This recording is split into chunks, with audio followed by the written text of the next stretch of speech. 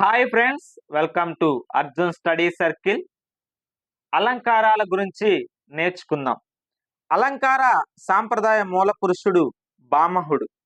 భామహుడు రచించిన అలంకార గ్రంథం కావ్యాలంకారం లేదా భామహలంకారం.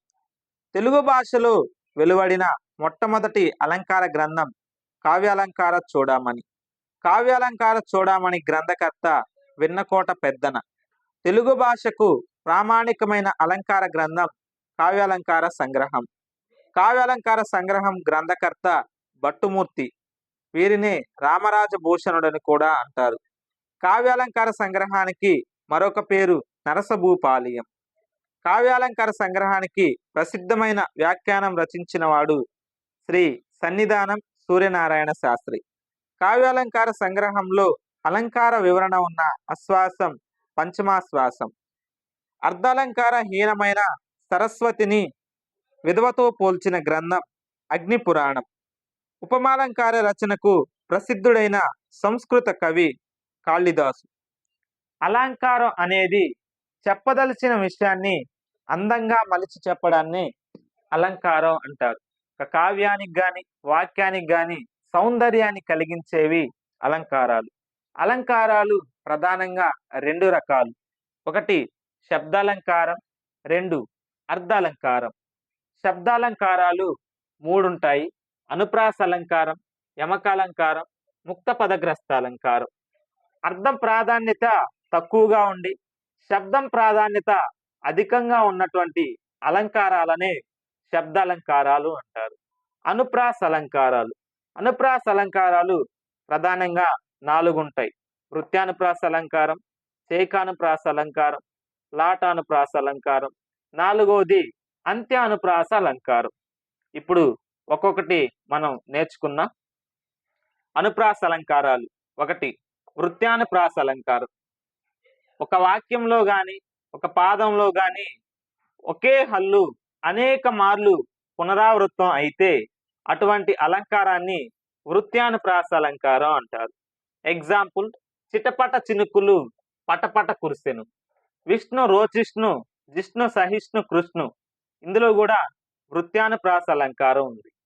రెండు చేకానుప్రాస. చేకానుప్రాస అనగా ఇందులో అర్థభేదం ఉంటుంది.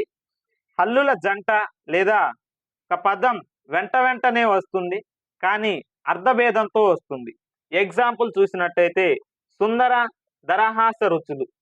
ఈ సుందరాలో ధర, ఇక్కడ ధర రెండు అర్థభేదాన్ని కలిగి ఉన్నాయి. అనగా దీని అర్థం వేరు, దీని అర్థం వేరు. ఇలా అర్థభేదం కలిగి ఉండి వెంట వెంటనే పక్కనే వచ్చే హల్లుల జంట ఉన్నట్లయితే దానిని చేకానుప్రాస అలంకారం అంటారు. సుందర దరహాస రుచులు ఇది చేకానుప్రాస అలంకారానికి ఉదాహరణ. మూడు లాటానుప్రాస అలంకారం. లాటానుప్రాస అలంకారంలో హల్లుల జంట పక్క పక్కనే వస్తుంది, కానీ అర్థభేదం ఉండదు. ఇక్కడ తాత్పర్య భేదం కనిపిస్తుంది. ఎగ్జాంపుల్గా శ్రీనాథుని వర్ణించు జిహ్వ జిహ్వ.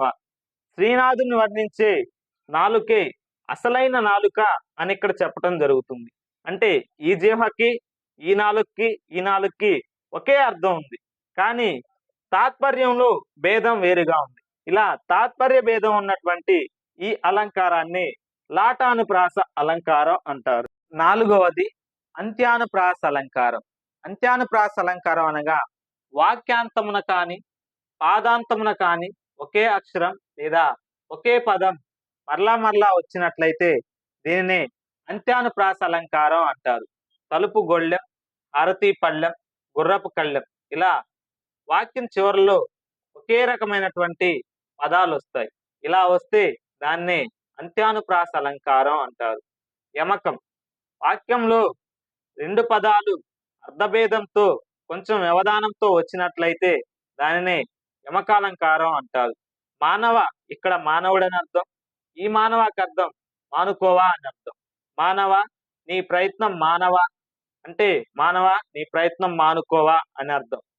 లేమా ధనుజుల గెలవగలేమా అనేది కూడా యమకాలంకారానికి ఉదాహరణ అవుతుంది. ముక్త పదగ్రస్త అలంకారం. ముక్తము అనగా విడవబడిన, పద అనగా పదాన్ని, గ్రస్తం అనగా గ్రహించడం. అనగా విడవబడినటువంటి పదాన్ని గ్రహించడం. వాక్యం చివర్లో ఉన్నటువంటి పదాన్ని మరలా వాక్య ప్రారంభంలో తీసుకుంటే దాన్నే ముక్త పదగ్రస్త అలంకారం అంటారు. గోదారి గట్టు, గట్టు మీద చెట్టు, చెట్టు మీద పెట్ట, పెట్ట మనసులో ఏమున్నట్టు. ఇలా వాక్యంలో చివర్లా ఉన్నటువంటి పదాన్ని మరలా వాక్య ప్రారంభంలో గనక తీసుకున్నట్లయితే దానిని ముక్త పదగ్రస్త అలంకారం అంటారు. ఇవన్నీ శబ్దాలంకారాలు.